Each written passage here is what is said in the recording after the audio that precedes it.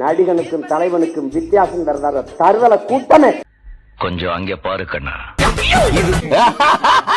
சாட்டை துரைமுருகன் அவர் மட்டும் பேசாம இருந்திருந்தாருன்னா இந்த பிரச்சனையே வந்திருக்காது. அவர் பேசி தான் வந்து இப்போ ஏற்கனவே இருந்த வாக்கம் வந்து இப்போ வந்து குறைஞ்சு போயிடுச்சு. அதனால வந்து அவர் கட்சி விட்டு தூக்குனாலே நாம் தமிழர் கட்சி வந்து நல்லா வந்துரும் அப்படின்னு சொல்லிட்டு இருக்காரு. ரைட் இருந்தா ஊருக்கு இல்லனா சாமிக்கு. 234 தொகுதியில் 108 தொகுதியில தாவேக்கா வென்றதற்கும் 8 விழுக்காடு 4 விழுக்காடு மாறினதுக்கு நான் காரணம். 126 தொகுதியில தாவேக்கா தோத்ததுக்கு யார் காரணம்? பதில் சொல்லுங்க. பிற கட்சிகள். மியூசிக்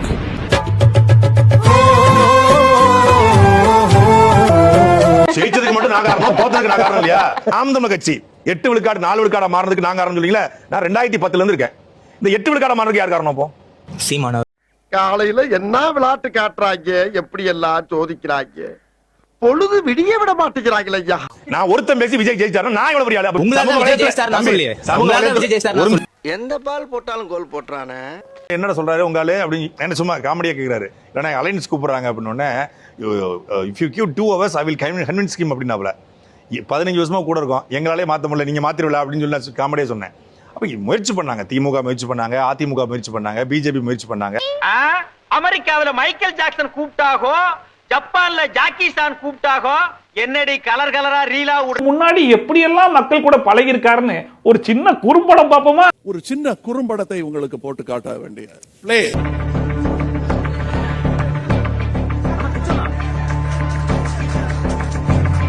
பாத்தீங்களா, குழந்தைக்கு ஊட்டி விடுறாப்ல.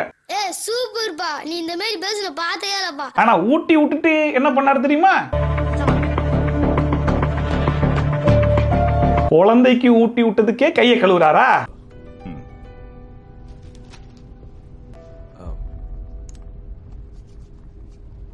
சரி ரைட், இது ஜஸ்ட் சாம்பிள் தான். இதுக்கப்புறம் வரப்போறது தான் மெயின் பிக்சரே. அத பாருங்க.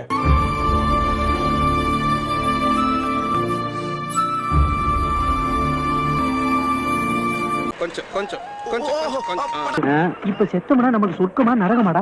நமக்கெல்லாம் நரகம் பெட்டர் பண்ற. என்னடா சொல்ற? அங்கதான் கெட்ட முறையில அனுப்பாங்க, நம்மளுக்கு கம்பெனி ஒரு ஆள் இருக்கேன். இதெல்லாம் பார்க்கும்போது சிஎம் விஜய் அவர்கள் பேசின டயலாக் தான் எனக்கு ஞாபகம் வருது. வாயின்னு ஒண்ணு இருக்குதுன்றதுக்காக என்ன வேணா பேசிடுறதா? பெரிய சொல்லின் செல்வர் பேசிட்டாலும் பேச்சு வன்மையில நாட்டையே திசை திருப்பி விட்டுருவான். இவெல்லாம் என்னைக்கு பேசி இருக்கிறான்? அப்படியே பேசினாலும் செல்படுக்காத கார் மாதிரி டுருன்னு உருமுவான். இதுக்கு முன்னாடி ஆட்சியில் இருந்த நம்ம தலைவர்கள் மக்கள் கிட்ட எப்படியெல்லாம் பழகிருக்காங்க அப்படிங்கிற விஷயம்லாம் உங்களுக்கு தெரியவே தெரியாதா? அந்த வீடியோலாம் நீங்க பார்த்ததே கிடையாதா? இதெல்லாம் பார்த்துட்டும் இப்ப இருக்கிற சிஎம் மேல இது ஒரு குற்றச்சாட்டுன்னு எடுத்து பேசிக்கிட்டு இருக்கீங்களா நீங்க? யூசுவலா வந்து அரசியல் தலைவர்கள் வந்து இயல்பாக பழகுவாங்க. கை கொடுக்கறது, தோள் மேல தோள் போட்டு போட்டோ எடுத்துக்கிறது. அங்க பாருங்க.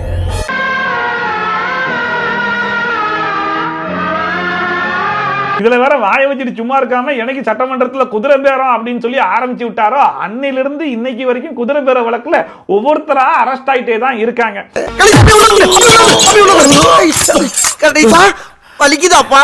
அதோட எண்ணிக்கை நிக்கவே மாட்டுது. இப்ப ரீசெண்டா ஒருத்தர் கூட அடிஷனலா ஆட் இருக்காப்ல. அது பத்தின நியூஸ கேளுங்க. தாவேக எம்எல்ஏவிடம் பேரம் பேசி ஆட்சியை கவிழ்க்க சதி செய்ததாக பதிவு செய்யப்பட்ட வழக்கில் ஏற்கனவே 11 பேர் கைது செய்யப்பட்ட நிலையில் மதுரையைச் சேர்ந்த மேலும் ஒருவர் கைது செய்யப்பட்டுள்ளார்.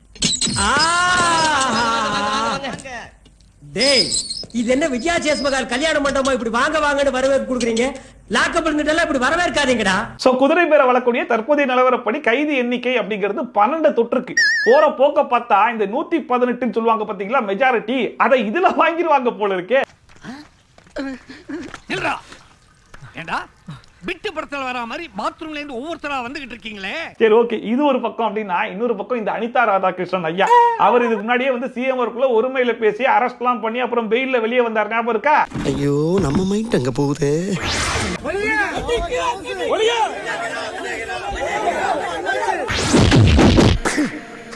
சரி அந்த மனுஷன் இப்பயாச்சும் கொஞ்சம் திருந்திருப்பாருன்னு சொல்லி பார்த்தா மறுபடியும் ஒரு ஸ்டேஜ்ல அதே மாதிரி தான் பேசி வச்சிருக்காப்ல. நம்ம தலைவரே தோற்கடிக்கப்பட்டார். தலைவரை எதிர்த்து ஜெயிக்கவே யாருன்னு சொன்னா நான் 5 நிமிஷம் பேசினேன்.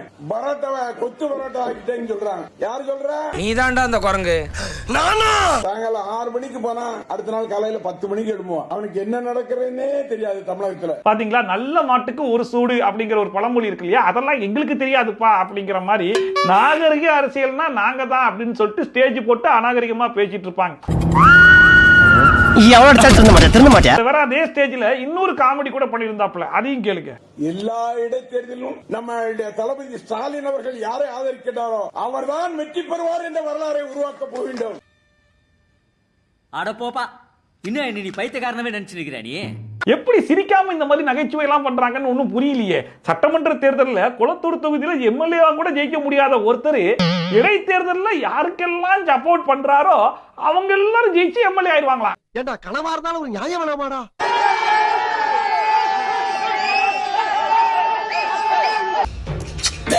மதம் கொண்ட யானை இருக்கடா.